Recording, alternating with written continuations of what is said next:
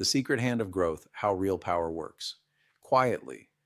There's a force shaping your life right now that you probably don't even notice. It's not the loud voice in your head. It's not the pressure from your boss, your family, or the endless scrolling of social media. It's quieter than all of that. It's invisible, but it's doing more work behind the scenes than all the motivational speeches you've ever heard. And the Tao calls it hidden virtue. Chapter 51 of the Tao Te Ching. The way gives birth, virtue nurtures, things form, momentum completes. Therefore, all beings honor the way and value its virtue. The honor of the way and the value of virtue are not granted by anyone, but are always naturally so. So the way gives birth and nurtures, makes, grow and develops, completes and matures, builds up and breaks down. It produces but does not possess. It acts without presumption. It fosters growth without ruling. This is called hidden virtue. Chapter 51 of the Tao Te Ching begins with this poetic insight. The way gives birth, virtue nurtures, things form, momentum completes. This is the essence of how transformation happens, not through force, but through flow. Not through dominance, but through devotion. Not through showing off, but showing up. The real power behind the curtain. Think about the best mentors you've ever had, the most impactful teachers, the deepest healers, the most powerful leaders. Chances are their influence wasn't loud, it wasn't boastful. It was steady, consistent, and deeply felt, like a current that moves the ocean, not the waves that slap the shore. In Daoist philosophy, this is the nature of Di, or virtue. It is not a performance. It is not earned through validation. It is the natural outgrowth of walking the way. When you live in alignment with the Tao, when your body, breath, mind, energy, and spirit are in rhythm, you begin to cultivate a kind of quiet power. This is what Chapter 51 calls hidden virtue. Hidden virtue is doing the right thing when no one is watching, making small choices daily that nurture growth without the need for recognition, showing up in alignment, not in search of applause. The Stonecutter's Secret. Let me tell you a different story, not the bamboo shoot, but a tale from the East that illustrates this quiet transformation. There once was a stonecutter who was tired of his hard life. One day he saw a powerful king passing by, and he wished to be that king. Instantly, he became the king. But then he saw the sun beating down on the kingdom and realized that the sun was more powerful. He wished to be the sun, and so he became it. Then, clouds blocked his rays, so he wished to be the cloud. Then the wind blew the clouds away. He became the wind. Then the mountain stood in his way. He became the mountain. But one day a humble stonecutter came and began to chip away at him. And suddenly he realized the stonecutter was the most powerful of all, not because he ruled, but because he shaped the world one strike at a time. This is the embodiment of hidden virtue.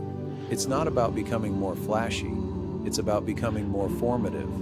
And formation, in the Tao, always happens from the inside out. The 5 stages of Tao-based transformation. Let's look again at the structure of the Tao in Chapter 51. The way gives birth and nurtures, makes grow and develops, completes and matures, builds up and breaks down. These are the 5 stages of natural transformation. Let's break each one down and relate it to your health, practice, or personal evolution. 1. Birth initiation. This is when you take the first breath. Start a new ritual, begin again. Think about how many times you've had a new beginning, a fresh start on your health journey, a return to your morning practice. Birth is sacred, and birth always happens in silence. Choose one tiny new ritual to birth this week, one that no one else needs to see or applaud. Make it yours. 2. Nurture consistency. This is the realm of discipline, not the harsh kind, but the nurturing kind. Consistency is not punishment. It's parenting your potential. The way provides the spark, but virtue keeps the fire alive. This means showing up for your movement practice even when it's not exciting, doing breath work even when it's not dramatic, drinking water when coffee calls, sleeping early when scrolling tempts.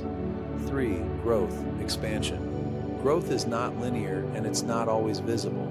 There are weeks, even months, when it feels like your meditation isn't working. But remember, roots grow before the fruit appears.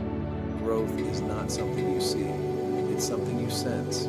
It's when your reactions slow down, when your breath deepens during conflict, when you pause before judging. That's growth. Quick tip, track your progress by how you feel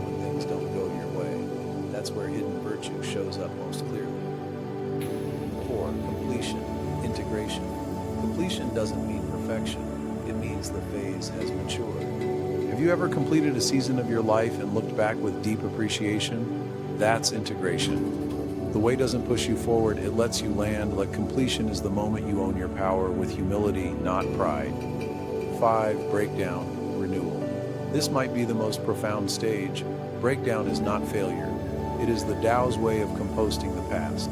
In nature, nothing is wasted. And the Tao teaches us that just as fruit falls to feed the soil, your endings are feeding your next beginning. Every heartbreak, every failure, every time your body tells you to stop, is part of the cycle. Here's a new idea. When something breaks down in your life, ask yourself, what is this trying to fertilize? Embodying the way without ruling it. One of the most striking lines in this chapter is, it produces but does not possess. It acts without presumption. It fosters growth without ruling. Let that sink in. What if your health practice didn't need to be owned? What if you didn't need to possess your body, your schedule, or your habits with tight control, but could instead trust your design? Control is exhausting. Presence is powerful. This is why the Yielding Warrior method places so much emphasis on integration, not intensity. Because when you nurture your spirit gently, your results last. When you approach breathwork, qigong, or journaling not to fix something but to support growth, it becomes sustainable. You don't own the process, you participate in it. The gardener's touch. There's a story told about a man who visited a master gardener. He was amazed at the beauty of the flowers and the perfect harmony of the landscape. He asked, "What's your secret?" The gardener said simply, "I don't force anything, I just pay attention." He went on to explain that every morning he walked through the garden slowly. He didn't rush. He looked at each plant, felt the soil, watched where the sun touched. He adjusted a leaf here, trimmed a branch there, but mostly he listened. "Plants don't need me to control them," he said. "They just need me to help them feel safe to grow." This is hidden virtue, and it's the same with your life. Integration, daily practice for hidden virtue.